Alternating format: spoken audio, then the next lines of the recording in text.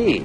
Sebio, sana pautangin mo muna ako ng 200. Eh, may utang mo. So, may utang ka pa sa akin 800 eh. Oh, mababayaran ko rin yun pag alis ko. Papuntang Saudi. Saan punta ako na pupunta ng Saudi? Hindi ka na nakarating eh. Oh, anong malay mo kung matuloy ako? O, sige na.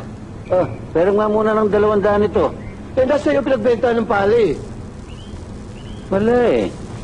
Sige na't makalayas na lang to. Eh, 100 tong pera ko eh. Oh, sige. 100? Hmm. Oh, paano?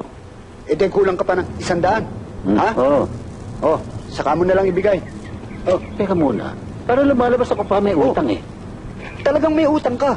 Paano? 200 ang hinihiram ko sa'yo eh. Meron pa lamang eh. Ako pa magkakaroon ng utang na ibibigay sa'yo. Eh, sa sandali lamang. Hindi kayo nagkakaintindihan eh. Hindi kasi kayo marunong ng arithmetic.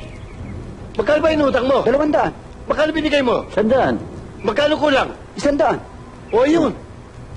Paano 100 niyang utang? O, bayaran mo. O, yan. O, yung utang mo sa kanya. O yan. Oh. Ayan. Oh. Mas ka. Oh, paano ngayon? Demanos na. O di manos. Akala mo maayos mo ako, ano ko gago? Tarantado ka eh. Bakit?